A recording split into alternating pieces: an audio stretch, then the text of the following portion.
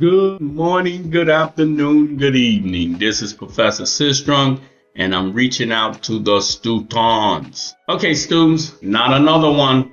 We got another packet tracer here. This particular packet tracer is 11.2.3 packet tracer. Configure DHCP on a wireless router. Remember, I told you that the focus point shouldn't be on knocking the assignment out just to get through. The focus point should be on what do they want you to do. They want you to understand that they have a problem. Now, this will come to you in what we call an IT ticket. The problem is configure DHCP on a wireless router. We have no problem. Get a wireless router up and running. The objectives of getting that wireless router up and running is to connect 3 PCs to a wireless router. Change the DHCP settings to a specific network range. Configure the client to obtain their address via DHCP. And the last thing you should be focusing on is what is the scenario, what is the scope, what is the background. So as many words we use to describe that. And that is a home user wants to use a wireless router to connect 3 PCs. All 3 PCs should obtain their address automatically from the wireless router. Now, if you have Comcast or T-Mobile, they send you out a router to configure. But sometimes with Comcast, they'll actually send a network person to your home and set up your network for you. So this will be a ticket to where you go out to someone's home and put it together, or you yourself will be putting this together. That's the scope behind this particular project. So remember, these 3 here are essential to understand. Okay, I can take all these instructions here after you learn this and get rid of them, and all you'll have is this right here to work with, and you will know as a network technician support that you will have to go in and do this particular job. So let's get started. Now, as you can see right here, it simply says part 1, set up the network topology. So I'm gonna add 3 generic PCs. If I come down here to my little board, I can see that if I hover over here, I can see end devices, and I'm gonna click that. So I got a PC here, I'm gonna grab one, put it there, grab another one, put it there, grab another one, put it there. Remember, I know the scope of the ticket now. I know exactly what I have to do. So I received the ticket to do this. The next thing it says, connect each PC to an Ethernet port. Okay, I need a straight through cable. So I'm gonna come over here to my, put my mouse pointer over to my connections right here, and then I'm gonna go ahead and click the straight through. As you can see, when I hover over it, straight through is at the bottom. I'm gonna click on that, and I'm gonna choose fast Ethernet because I want to use that port, and I'm gonna come to the router and I'm gonna choose Giga Ethernet because that's the port I want to use there. So I chose one. I'm gonna come here, choose another one, go up here, and I'm gonna choose 2, and then I'm gonna do the same thing with the next one. I'm gonna click here, and there you go. We got 3 connections, and you can see the light right here is green. Now it says here after the amber lights have turned, so I'm gonna fast track that. If you click right here, it'll turn those lights real quick. That's fast tracking it. Okay, in the real world you don't have to worry about that. So next thing you know, I'm gonna click on the PC 0 right here. What do I have to do? It wants me to go to the desktop, and from the desktop, it's me to click on IP config. Okay, so once I click on IP config, I can go click on DHCP. Now that automatically gives IP addresses to the desktop computer. Now, you know what DHCP is all about. It supplies the IP addresses to different devices in your network. Okay, so I did that and it gave me IP address. So this is 192, the default gateway, 192.168.0.1, and there it is. Okay, Now the next thing it says close the IP config window. I'm gonna close that. And then it says open the web browser. So I'm gonna click on the web browser and open that up. And I'm gonna put that IP address in now. Remember the IP address was 192.168.0.1. So that was the IP address. Another hint, if you forget this stuff, just come up to the router and hover your mouse pointer over. So if I do this, like, let's say I close this and click here, I can hover my mouse pointer over it and I can see that IP address, 192.168.0.1. That's a quick way of figuring it out, but that only works inside of the packet tracer. In the real world, you got to know the IP address. You'll have to write it down. Okay, so I clicked that. I went to the browser. I'm gonna go to the browser. I closed it, and then I'm gonna put that IP address in 192.168.0.1, and there it is. I'm gonna click go, and I got this right here where I have to add in my admin username and also add in my password. Now, remember this, if you have a wireless router at home, I want you to pay a particular attention to this, because it's important that you go change that password on your wireless router. That's a security risk. Everybody who's in IT know that you can have a wireless router and the username is admin and the password is admin. So make sure you change it. And this is sometimes the default IP address. So if you got a wireless router at home, go change that. And I'm gonna constantly talk about that as we go through this. So I'm gonna go ahead and click OK. And now I'm in here and I'm looking at the actual wireless router. So I'm inside of here right now. And I'm looking at the settings up here. It just wants me to go through and scroll through and look at the settings. As you can see right here, automatic configuration, IP address that I just typed in. I got the subnet mask. I got my range right here. I see that it's on 0. I got a maximum users of 50. So that means 50 different devices can receive an IP address, and there's my range. So we see that all there. Okay, we went through that. It says notice DHCP is enabled the start address. So you see all that information. I'm gonna move this over just a little bit more so we can make sure we're getting everything. So you see that. So we scroll through, we saw everything.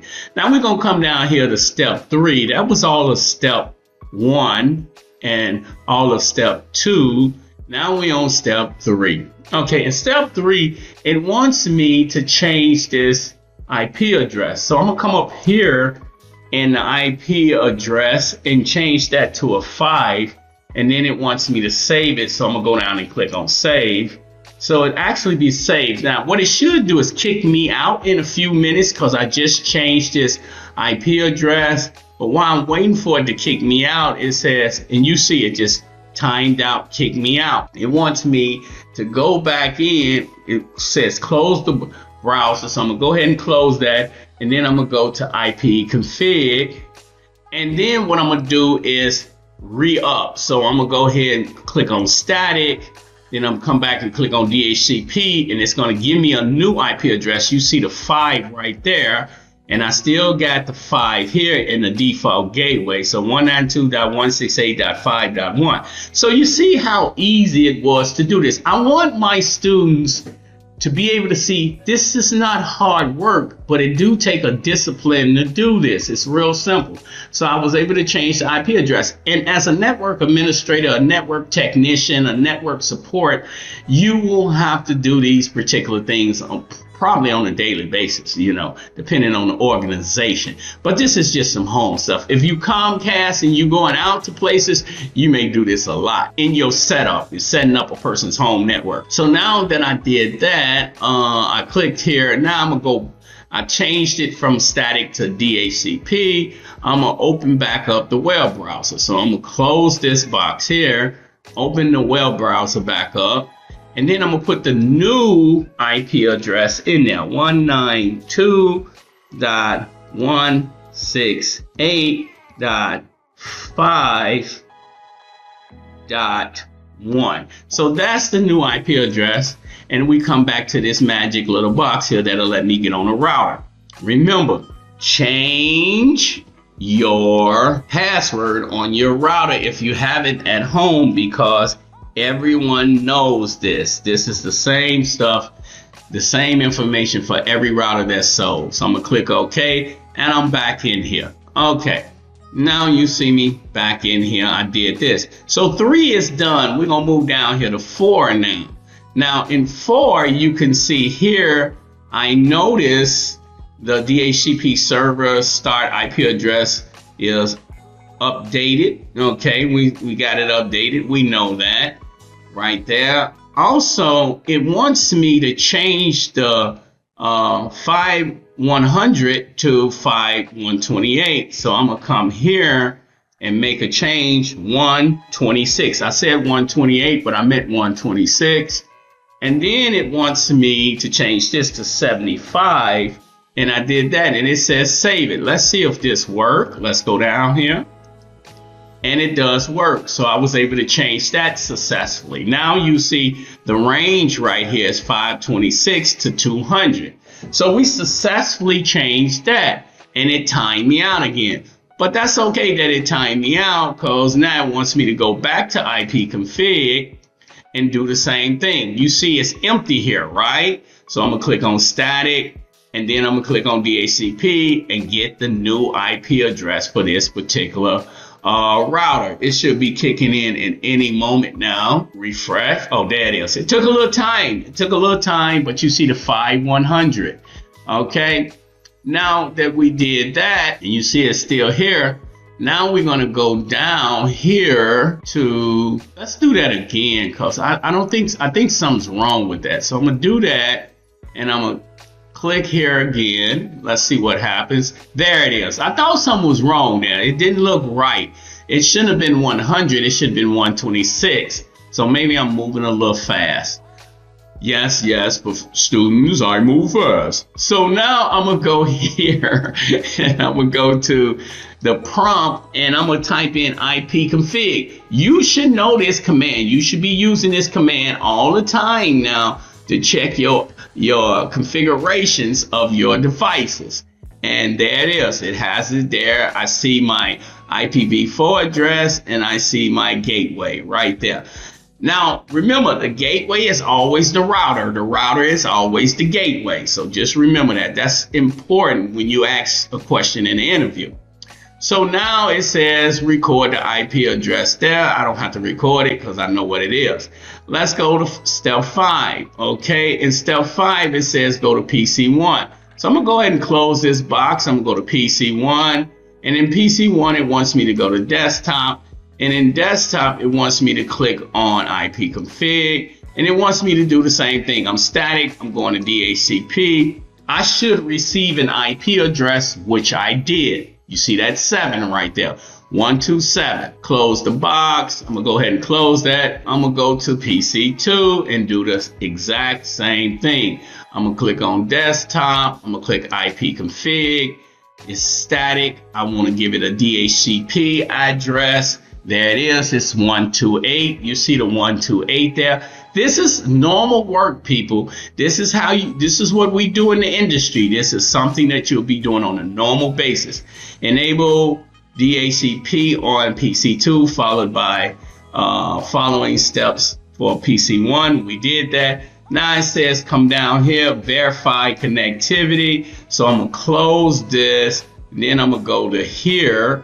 It says go to desktop. I'm in desktop, and from desktop, command prompt, and from command prompt, do IP config. So I'm gonna go IP config.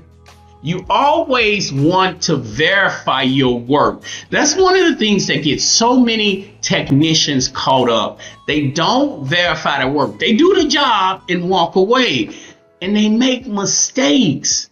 And that's one of the things you want to avoid. Verification is important. When people come in my office, they ask me, hey, I just did that job. We good? I say, it's taken care of. Yeah, we took care of it. I say, did you verify? They say, yeah. Now they know what I'm about to do. I'm finna go in there and verify. So they quickly run back to their station and make sure they can verify that it worked, because they know I'm gonna check up behind them. That's something we always have to do. Now that I typed in IP config, now it says ping one of the devices. So I'm gonna do a ping to the wireless router. I'm gonna type in ping. You should know this command. Now this is a standard command that you should have in your brain. And for the students who are in my CIS 101 class, this is normal stuff that they do. I'm just sending you this information so you would know that this is not hard work. This is really easy work.